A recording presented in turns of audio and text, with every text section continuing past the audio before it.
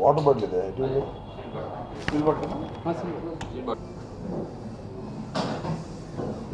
Camera ఏది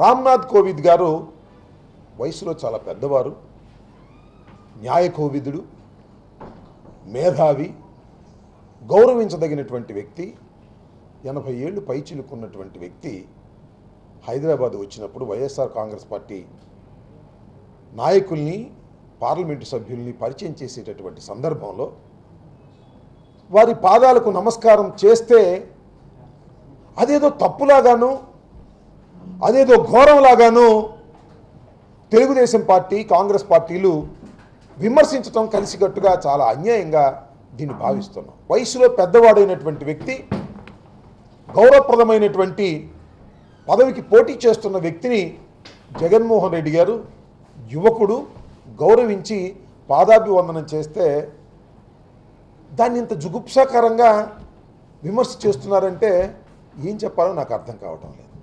కాళ్ళు పట్టుకున్నారని, మాకు కాళ్ళు పట్టుకునే సాంప్రదాయం లేదని మనం చేస్తున్నాం. కాళ్ళు పట్టుకునే సాంప్రదాయం ఉన్నది చంద్రబాబు నాయుడు గారికి ఉంది.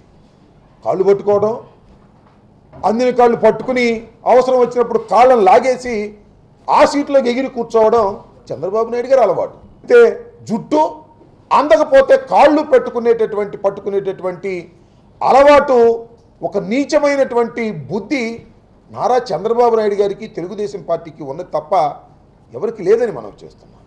ఒక గౌరవంగా, ఒక మంచిగా పాదాభివందనం చేస్తే దాన్ని తప్పుగా చిత్రీకరించేటటువంటి ప్రయత్నం చేయటం చాలా బాధ కలుగుతున్నటువంటి అంశం.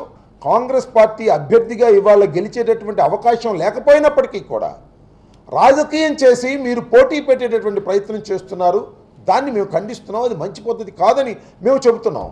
వైఎస్ఆర్ కాంగ్రెస్ పార్టీ ఒక రాజకీయ పార్టీ.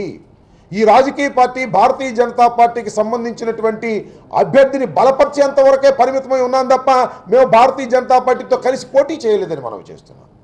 ఆదినారాయణ రెడ్డి గారు, అలాగే మరొక మంత్రి గారు, తెలుగుదేశం పార్టీలో ఉన్నటువంటి మంత్రి గారు ఆదినారాయణ రెడ్డి గారును అమర్నాథ్ రెడ్డి గారు ఇవాళ ఎర్రచందనాన్ని గురించి మాట్లాడుతూ చాలా నీచంగా మాట్లాడారు. అదేమిటంటే ఎర్రచందనం దొంగలు హెరిటేజ్లో దొరికాయి, హెరిటేజీ వ్యాన్లో దొరికాయి. ఇది అందరికీ తెలిసినటువంటి సత్యం. దానిలో దొరికితే ఆ హెరిటేజ్ వ్యాన్ మాది కాదు అని చెప్పేసి చంద్రబాబు నాయుడు గారు చెప్పాలి, లేదా హెరిటేజ్ సంస్థ చెప్పాలి.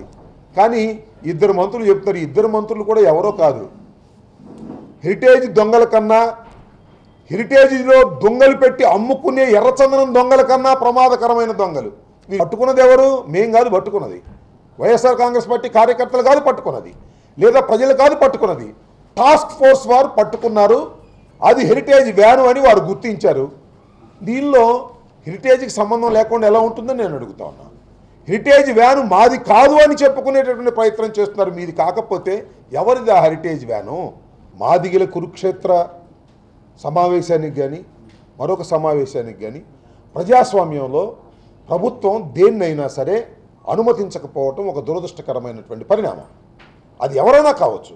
ఇవాళ మాదిగ పోరాట సమితి కురుక్షేత్రం అనే పేరుతో ఒక సమావేశాన్ని, ఒక బహిరంగ సభని ప్రజాస్వామ్య పద్ధతుల్లో ఏర్పాటు చేసుకుంటే, కృష్ణమాదిగ దానికి నాయకత్వం వహిస్తూ ఉంటే దానికి పర్మిషన్ ఇవ్వకపోవడం అనే దాన్ని మేము తీవ్రంగా ఖండిస్తున్నాం.